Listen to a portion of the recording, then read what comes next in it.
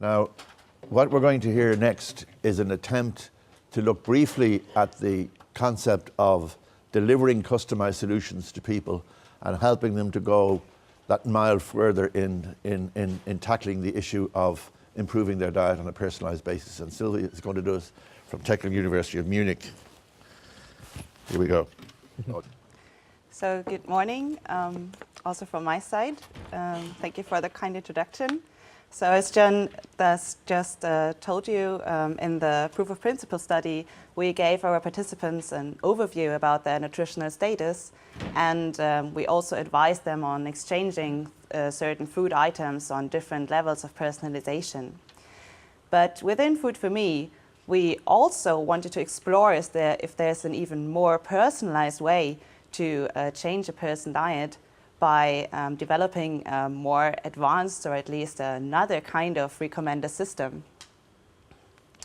So this is what we stated in our tasks. It says, an integrated dietary phenotypic and genotypic analysis of an individual's diet and an informed solution right down to meal planning will be the ultimate delivery of personalized nutrition. And in cooperation with the University College of Dublin, we decided to design a meal planning tool assigning all recipes for 1 week, including breakfasts, main meals, light meals, snacks, which meet the user's dietary requirements as well as their food preferences. So requirements always have to be estimated. We don't know them for each person, but these estimations are based on the proof of principle study John just explained to you. And the food preferences reflect, of course, liking and disliking of certain food items and ingredients, but also, for example, intolerances. This is how it should look like. So we have the days of the week. We have Monday to Sunday, and we have certain breakfasts. We have soups, for example, and we have pizza and salad and some nice desserts. To develop such a meal planning tool, we need, of course, to meet certain requirements. So we need a recipe database with all the nutrients per portion. We need to know and implement the user's food preferences for certain ingredients and foods. And of course, we need to know the individual thresholds for an optimal nutrient intake for the user. So coming to the first requirement, for this, we use the German nutrient database called the Bundeslebensmittelschlüssel.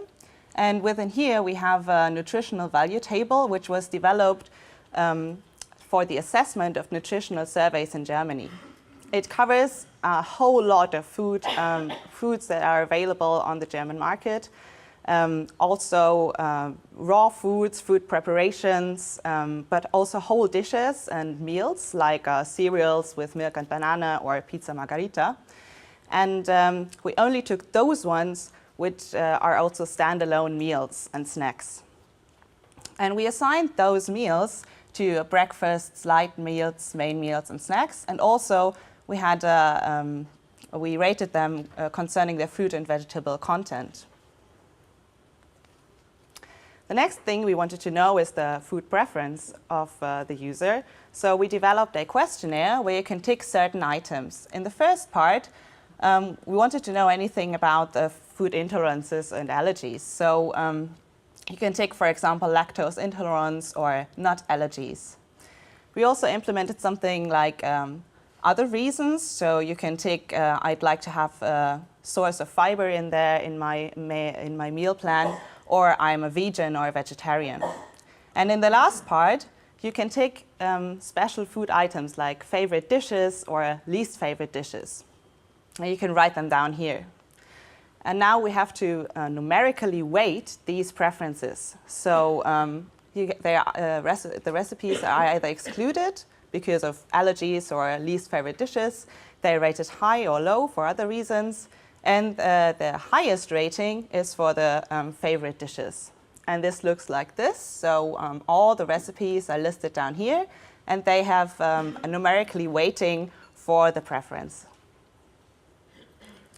Now to the third requirement, so the individual thresholds for an optimal nutrient intake. And this is totally based on the proof of principle approach. So the participants filled in a questionnaire, and from this we calculated their nutrient intake per day for each nutrient. And then this was classified by using a traffic light system. So as John explained, we have, if the nutrient intake is good, it's in the green area. If it's slightly too low or too high, it's in the amber area. Or if it's too high or too low, it's in the red area. And this classification was done automatically on the Food4Me platform and looks like this. And we also paid particular attention to the 3 goals John explained, so the 3 target nutrients. The next thing is now to calculate a healthier intake for each nutrient to be fulfilled within the meal planning. And this is how we combine recipes to meet the following restrictions. So all the target nutrients, the 3 goals, they should always be within the green area. If a nutrient intake is classified as red, it should have, at least be amber or green thresholds. And amber and green nutrient intake is supposed to be within green thresholds. Here's an example. We talk about saturated fat intake here. The gradation is intake below 10% of total energy being saturated fat is supposed to be good. So in the green area, between 10 and 15%, it's amber, so slightly too high, and over 15, it's too high. This is a real participant. I just copied it out of the website, and his or her intake is now at 24% of total energy intake, which is basically too high. So as this is a target nutrient for this person, we wanted to be focused on really well. So we decided that within the meal planning, the recipes are combined so that over the whole week, the saturated fatty acid intake is less than 10% of total energy intake. And here's another example. This is no target nutrient, but also coded red. And we wanted to be, or we wanted to have restriction thresholds between 20 and 40% of total energy intake. And we can do that for, or we did that for all the different nutrients. We also analyzed in the proof of principle study.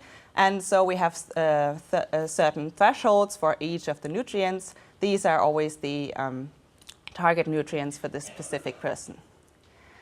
So what we now have to do is to transform these restrictions into mathematical terms. And because to mathematical terms, because our whole aim is to have a linear optimization as mathematical backbone in this whole menu planning tool. A linear optimization is an optimization of a linear objective function which is subject to linear inequalities and constraints. So as constraints, as goals, we have to include recipes, recipes have to include macro and micronutrients within the defined thresholds we just calculated. And to make it a real menu plan, we of course want to include 1 breakfast, 1 main meal, 1 light meal, and 1 snack, at least 1 snack a day, and 5 portions of fruit and vegetables per day. And we want to optimize it onto the preferences the participant gave us. So these are the mathematical terms. I'll guide you through this probably a bit messy slide. So we know, let's take the example of protein. So we know the protein content of each recipe, and we know the low protein threshold. We want to know how many portions of which recipes match this low protein threshold. So this is our unknown times the protein content, and the sum of all these recipes have to be at least the low protein threshold. And these inequalities are done for all the different nutrients. And you can solve these unknowns, so the number of portions of these recipes, either with 0 or with 1. So it's a binary system. Either you have 1 portion or you have no portion. A portion of 0.03.1, whatever, spaghetti bolognese would be like 1 fork, and you would never do it. So it's either 1 portion or no portion. And the same inequalities or equalities are done for the question how many portions of which recipes to measure the number of the certain breakfast, main meals, etc., of the certain numbers of meals. So we know we want to have for 1 week 7 breakfasts, 7 main meals, etc. And this is our objective function. So the question here is how many portions of which recipe to maximize the preferences. So we don't have a real value here. We just want it to be as big as possible to meet the preferences as good as we can.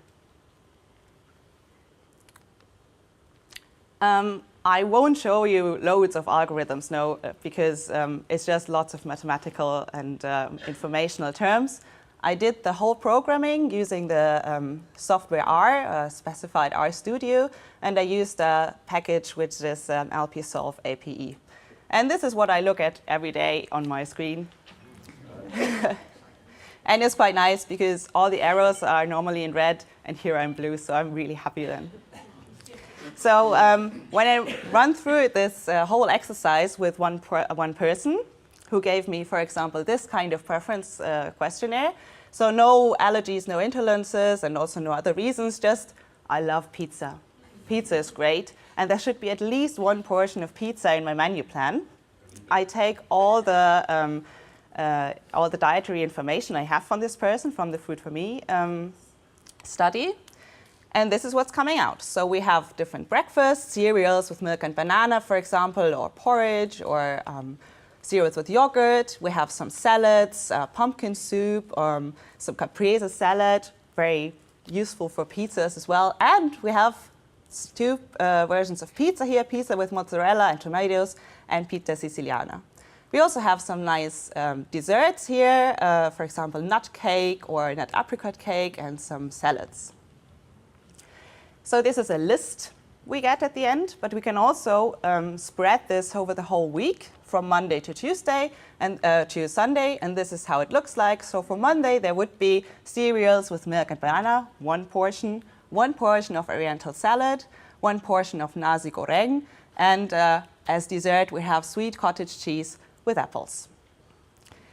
To verify if this menu plan now really meets what we wanted to have, like an optimal intake of nutrients, we compare our thresholds to the actual now menu planning nutrients we have here. And as you can see, they are all in line with what we calculated. Now let's get a bit more detailed concerning allergies, for example. Let's assume this person now is allergic to nuts and still loves pizza. So now we have to delete all the nuts recipes, and let's see what's coming up. We still have pizza with tomato and anchovy sauce, and pizza quattro stagioni. So we still have the pizza in here, but no nuts anymore. So no nut cake and no nuts within the breakfasts. And we can, again, spread this over the whole week.